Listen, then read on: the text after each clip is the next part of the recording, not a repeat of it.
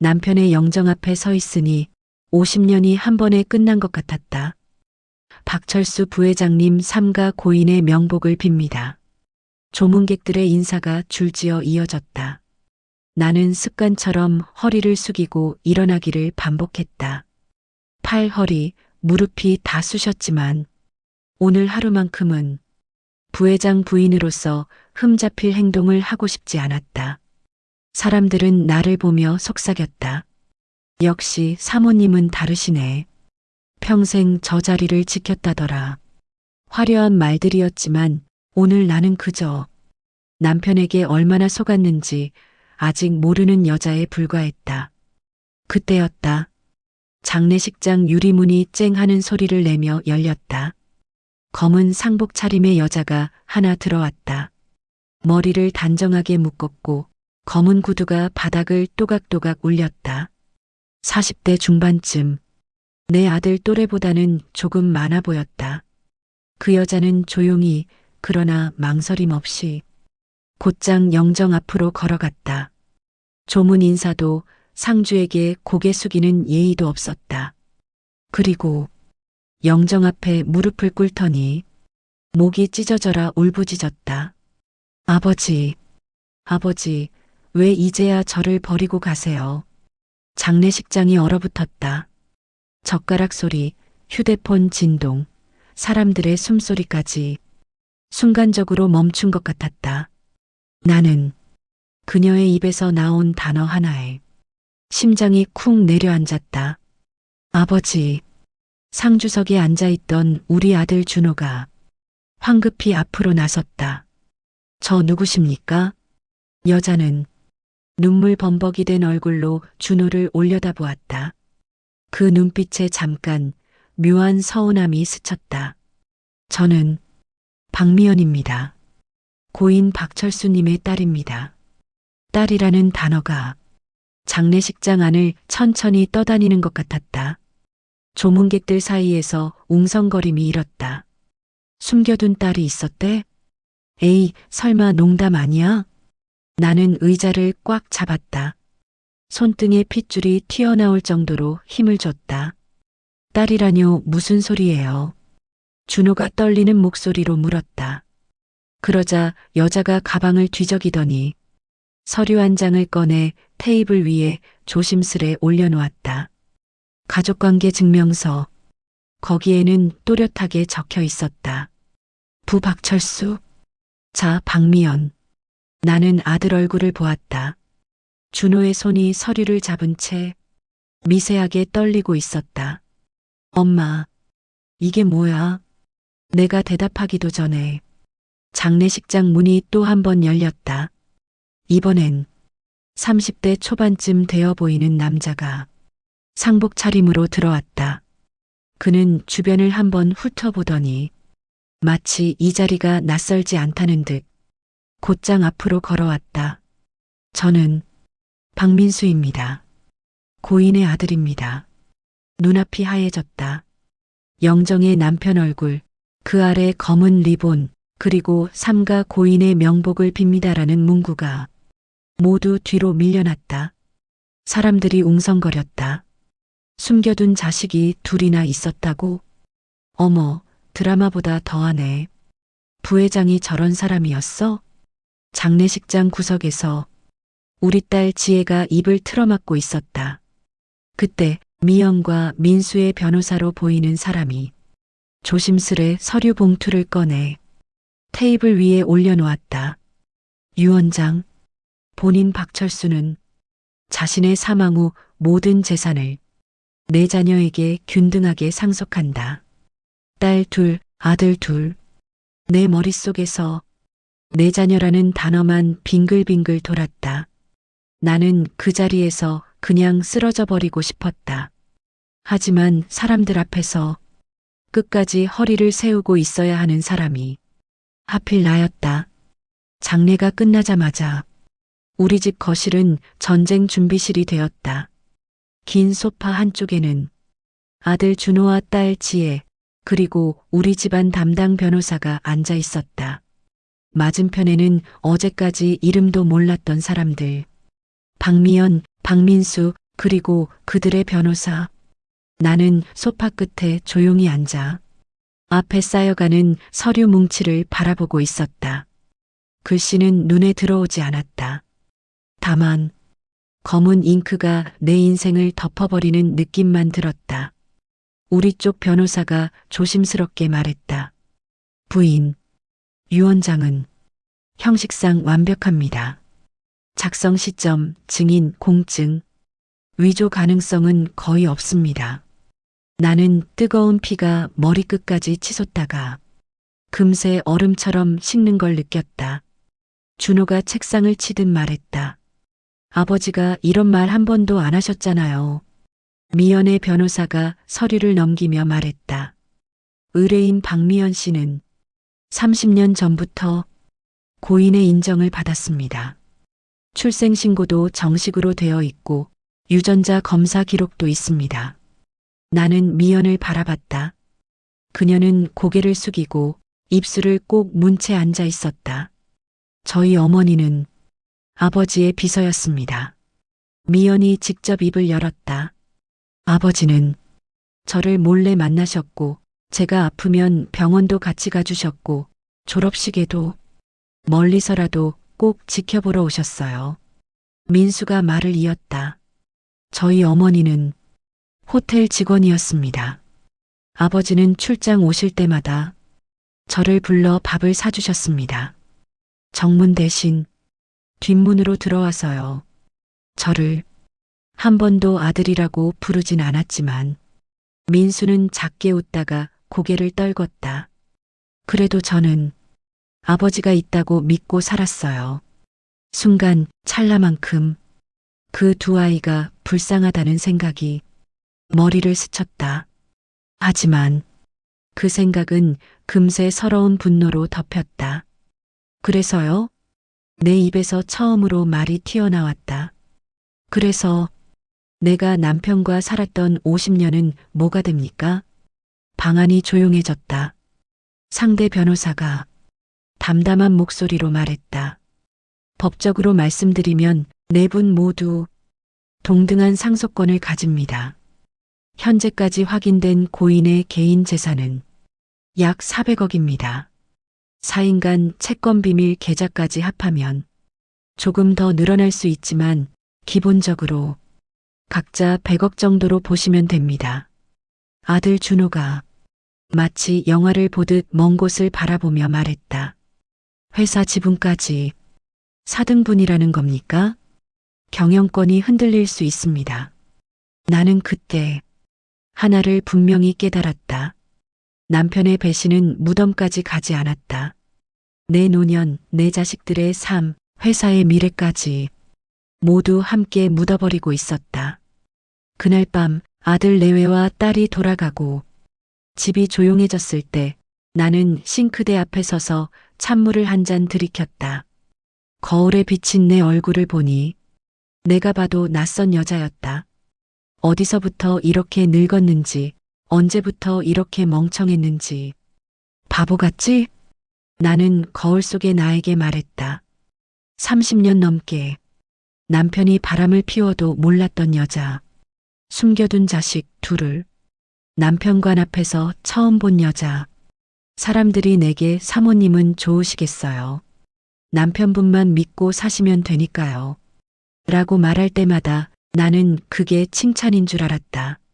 그래, 나는 남편만 믿고 살다가 남편에게만 끝까지 속은 여자였다. 눈물이 날 줄 알았는데 이상하게 눈물은 나오지 않고 웃음이 먼저 나왔다. 그래도 이대로는 안 끝내야지. 나는 수건으로 얼굴을 한번 훔치고 전화기를 들었다. 김 변호사요? 네, 나 최순이에요. 우리 남편 하나부터 10까지 싹 다 까봅시다. 돈이 어디서 나와서 어디로 들어갔는지, 회사 돈이랑 개인 돈이랑 어떻게 섞였는지도. 잠시 침묵이 흐르더니 수화기 너머에서 웃음 섞인 목소리가 들렸다. 부인, 드디어 결심하셨군요. 도움이 필요하시면 저희 쪽에서 회계팀까지 붙이겠습니다. 나는 말했다. 내 남은 인생 당하고만 있다가 끝내고 싶진 않네요. 남편 때문에 바보가 된 세월이 50년이면 충분하니까요. 그날 밤 나는 울며 버티는 아내에서 빼앗긴 걸 되찾으려는 사람으로 조금씩 변하고 있었다. 일주일 뒤 김 변호사는 두툼한 회색 파일 3개를 들고 왔다. 부인, 어느 정도 각오는 하고 계셔야 합니다. 파일을 펼치자 각종 통장 거래 내역, 법인카드 사용 내역, 부동산 등기부 등본이 눈앞을 어지럽게 했다. 이게 다 회사 돈이라고요? 내가 묻자 김 변호사가 고개를 끄덕였다. 예. 분당 아파트, 대전 주택, 지방 빌라 2채. 형식상으론 법인 명의, 계열사 명의로 되어 있다가 몇 년씩 시차를 두고 애인들과 그 자녀 명의로 넘어갔습니다. 나는 한숨과 함께 웃음이 나왔다. 집안 살림 장부는 한 번도 보여준 적이 없으면서 2집, 3집 살림은 참 꼼꼼하게도 해놨네. 김 변호사는 다른 파일을 펼쳤다. 이건 조금 더 심각한 쪽입니다. 비서였던 그 여자, 그러니까 박미연 씨 어머니와 박민수 씨 어머니 쪽 계좌로 들어갔다가 곧바로 경쟁사 쪽으로 흘러간 돈입니다. 나는 눈을 크게 떴다. 경쟁사요? 예. 보고서, 신제품 개발 자료, 입찰 정보, 남편분이 사인한 문서 중 일부가 외부로 유출된 정황이 있습니다. 아직 확정은 아니지만 산업 스파이 혐의로도 수사가 가능하다는 의견입니다. 나는 손에 쥔 컵을 내려놓았다. 이건 그냥 바람 피운 정도가 아니네요. 그럼 회사는 피해자고 나는 피해자 중 하나고 저쪽은 공범들이 되는 거고요. 머릿속이 빠르게 정리되는 느낌이었다. 김 변호사가 물었다. 부인, 원하시는 방향이 있으십니까? 나는 조용히 대답했다. 법대로 합시다. 회사 돈이면 회사로 돌아가야 하고 부당한 이득은 누가 받았든 토해내야죠. 남편도 포함해서요. 입 밖으로 내뱉고 나니 가슴이 조금 시원하면서도 어딘가 저릿했다. 그래도 이제는 알겠다. 남편을 지키는 게 나를 지키는 게 아니라는 걸. 이사회 날 나는 검은 정장을 입고 회의실 구석에 앉았다. 남편이 평생 앉던 의자, 정면 중앙 회장석은 지금 비어 있었다. 이사들이 하나 둘 들어오며 나를 향해 고개를 숙였다. 부인, 괜찮으시겠습니까? 나는 미소를 지었다. 오늘은 제가 괜찮지 않아도 넘어가야 할 것 같습니다. 김 변호사가 프로젝터를 켰다. 슬라이드에는 기간별 법인카드 사용 내역, 부동산 취득자금의 출처, 비밀 계좌에서 경쟁사로 흘러간 돈의 흐름이 선명하게 표시돼 있었다. 여기 보이는 계좌가 전 부회장의 개인 계좌입니다. 이 돈이 바로 이 회사 자회사 계좌로 이동했다가 이 이름들로 흩어집니다. 화면에는 박미연 모녀, 박민수 모자 이름이 반복해서 등장했다. 이사들 사이에서 낮은 탄식이 흘렀다. 저 이름들, 요즘 회사 밖에서 자꾸 들리던 소문이 사실이었네. 나는 마이크를 잡았다. 여러분, 제 남편은 이 회사의 얼굴이었습니다. 언론에서도 헌신적인 창업 2세처럼 포장했죠. 하지만 적어도 이 자료만 보면 회사 돈으로 오랫동안 2집, 3집 살림을 했고 그 과정에서 회사 기밀까지 새어나갔습니다. 한 이사가 물었다. 부인께서는 어떤 조치를 원하십니까? 나는 단 한마디만 말했다. 법을 따르고 싶습니다. 횡령한 재산은 회사로 돌아가야 하고 부당하게 이득을 취한 사람들은 그 몫을 반환해야겠죠. 살아있든 죽었든 제 남편도 그 중 한 사람으로 포함해서요. 회의실은 긴 침묵에 잠겼다가 천천히 고개를 끄덕이는 기류로 바뀌었다. 그날 이사회는 전 부회장과 관련자들에 대한 형사 고발 및 민사 소송을 전원 찬성으로 의결했다. 몇 달 뒤 검찰청 복도에서 나는 기자들의 카메라를 보았다. 태경그룹 부회장, 수백억 횡령 및 배임 혐의로 사후 기소, 애인, 숨겨진 자녀들, 부당이득 및 공모 여부 수사 착수, 자막이 요란하게 깜빡였다. 나는 화면을 보며 속이 후련하다기보다 좀 허탈했다. 여보, 당신이 어떤 사람이었는지 정말 이렇게까지 해서 내가 확인해야 했을까? 검찰 조사, 이사회, 언론 보도가 이어진 뒤 민사소송도 어느 정도 윤곽이 잡혔을 때 김 변호사가 내게 말했다. 부인, 상대 측에서 직접 한 번만 만나보자고 합니다. 오해를 풀고 싶다면서요. 나는 잠시 고민하다가 만나기로 했다. 카페 한 구석, 창가 자리. 미연과 민수가 나란히 앉아 있었다. 미연은 장례식 때보다 더 말라 있었다. 화장은 거의 하지 않았고 손가락은 자꾸 서로를 꼬집듯 쥐었다 폈다 했다.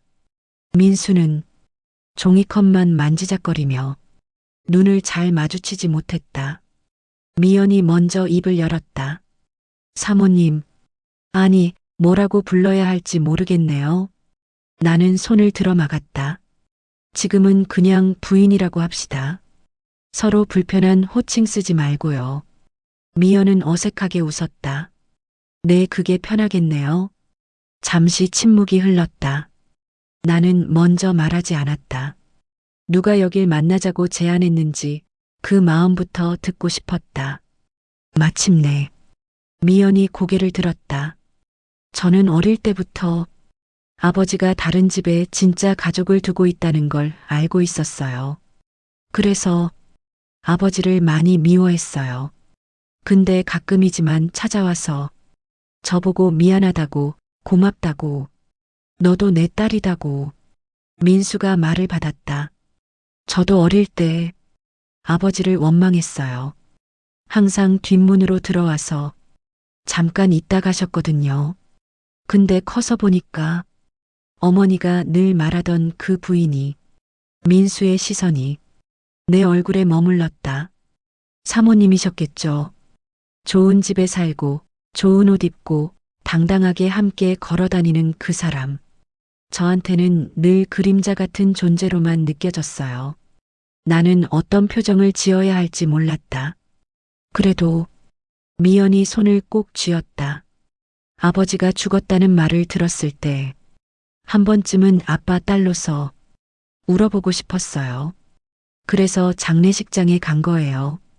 물론 그게 사모님과 준호 오빠에게 얼마나 큰 상처였는지 그땐 생각도 못했어요. 나는 깊게 숨을 내쉬었다. 그래서 지금은 무엇을 원합니까? 미연은 조심스럽게 말했다. 상속은 거의 포기한 셈입니다. 아버지가 회사 돈으로 마련한 집들, 생활비 다 반환하라고 해서 우리는, 미연이 갑자기 웃었다. 손에 잡히는 게 거의 없어요. 그게 억울하다고 말하면 사모님께 욕먹겠죠. 민수가 덧붙였다. 저희가 원하는 건 돈이 아닙니다. 적어도 아버지가 우리를 그냥 사고처럼 여긴 건 아니라는 걸 사모님 마음속에서만이라도 조금은 인정해 주셨으면 해서요.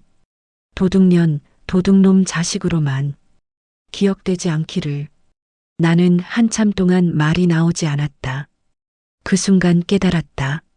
나는 남편에게 배신당한 아내였지만 동시에 누군가에게는 좋은 자리를 독점한 공식 아내이기도 했다는 사실을. 그래도 선은 필요했다. 그래요. 당신들이 겪었을 외로움 조금은 알 것 같습니다. 하지만 당신들 어머니가 회사 돈과 기밀을 받고 움직인 건 분명한 잘못이에요. 그 부분까지 내가 다 이해한다고 말할 순 없겠죠. 미영과 민수는 고개를 끄덕였다. 알아요. 그래서 벌 받아야 한다면 받겠습니다. 다만 언젠가 사모님이 남편분 사진을 보실 때 저 사람 숨겨둔 애들한테도 나름대로 미안해했지 정도는 그 정도만 가슴에 남겨주시면 그걸로 충분해요. 카페를 나와 집으로 돌아오는 길 나는 생각했다. 이 싸움은 이기는 편, 지는 편만 있는 게 아니라 각자 자기 몫의 상처를 안고 가는 싸움이라는 걸. 1심 재판 선고일 법정은 사람들로 가득했다. 판사가 긴 판결문을 읽어나갔다. 피고인 고 박철수의 행위는 회사 자금을 개인 용도로 사용하고 애인 및 그 가족에게 부당이득을 안겨준 것으로 형사 책임은 사망으로 인하여 종결되나 민사상 손해배상 책임은 상속인들에게 일부 승계된다. 회사 돈으로 마련한 부동산과 자금은 모두 회사로 환수, 그 돈으로 지급된 장기 생활비, 학자금 역시 부당이득으로 판단되었다. 하지만 판사는 이어서 말했다.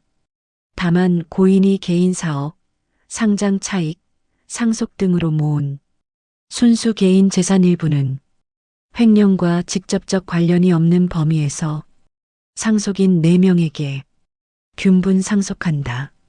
400억 중 약 250억은 회사로 돌아가고 나머지 150억만 내 자녀의 몫으로 남았다. 문제는 미영과 민수가 돌려줘야 할 돈이 너무 많았다는 것이다.